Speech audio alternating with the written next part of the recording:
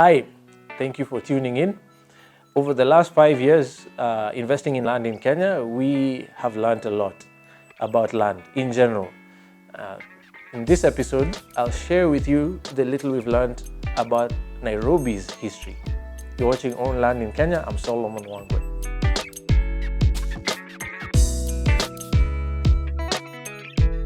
So for those of you who don't know, especially those of you like me who were born in Nairobi, Nairobi was basically founded in right around 1899, 1900. That's a long time ago. And it basically came about because of its position along the Mombasa-Kampala Railway that the British were building to create infrastructure for its East African protectorate. That's an important point to note, actually, as far as deciding where to invest in land early. As far as strategic land investment is concerned, Nairobi was a depot, was a cargo depot for the railway that was being constructed. And the land primarily back then belonged to the Maasai community. In fact, we get the name Nairobi from a Maasai phrase, Nkare, Nairobi or Nairobi, depending on who you ask. And it basically means a place of cool waters. Had a lot of rivers running through the area and was actually very swampy. The location that they chose for the railway camp was quite swampy at the time, and that's where they got the name from. They displaced a lot of the Kikuyu from their original places of inhabitation. As we well know from our history, we call those the White Highlands of Kenya. Because those were the most agriculturally productive parts of our country. And many of those displaced Kikuyus settled in Nairobi, along with the Maasai. And over time, because of all the activity surrounding the railway construction and so on, a town sprung up. And it grew and continued to grow all the way up to independence, when it was made the capital of the new Republic of Kenya. Interestingly though, according to historic documents, the British actually intended for Kenya's capital to be situated in Machakos town rather than Nairobi. But our first president thought differently. And so a lot of investments went into making Nairobi the capital city of Kenya. And everything obviously changed since then with the urban planning that the British first began pre-independence, being extended into the municipality, which is what the British called it at some point. They actually did that to prevent the local Kenyans or the blacks from owning land. And that is what spurred a lot of the political movements that finally led to our independence as a country. It's a very interesting history to know, because it also gives you insight into investment strategies for today.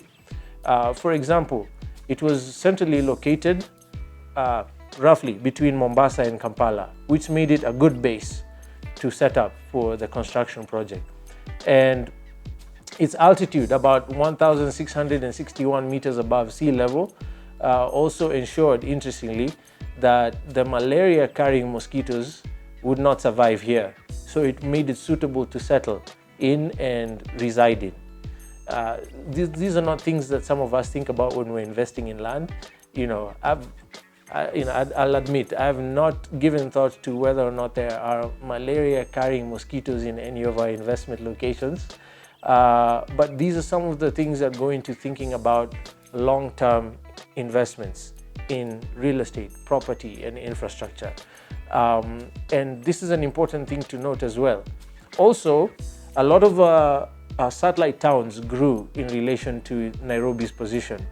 Back in the day, when mail was transported by horses or horse carriage, they figured that a healthy horse in good health, in good condition, would carry cargo on a carriage for roughly about 20 kilometers in a day before it got too tired. So they created outposts along the railway line, which obviously is where the highway eventually came for the horse carriages and so on. Mombasa, Malaba Highway, for example, is a product of that. And they created stations, rest stops, if you will, every 20 kilometers from Nairobi in practically every direction. For example, if you measure the distance from Nairobi to the first station where they stopped along Mombasa Road, which was Athi River, it's 20 kilometers. From Athi River to Machakos Junction, or Makutano as we commonly call it, is another 20 kilometers. From there, it's another 20 kilometers to Malili, and then Salama, and then Emali town, and on it goes, all the way up to the coast. Today, if you look at that highway along those points, those are all fairly thriving trading centers. You know, fairly undeveloped or fairly haphazardly developed, if you will, simply because we don't enforce our zoning plans adequately, but they are thriving places of enterprise nonetheless. And this was all brought about by Nairobi's strategic position along the railway line.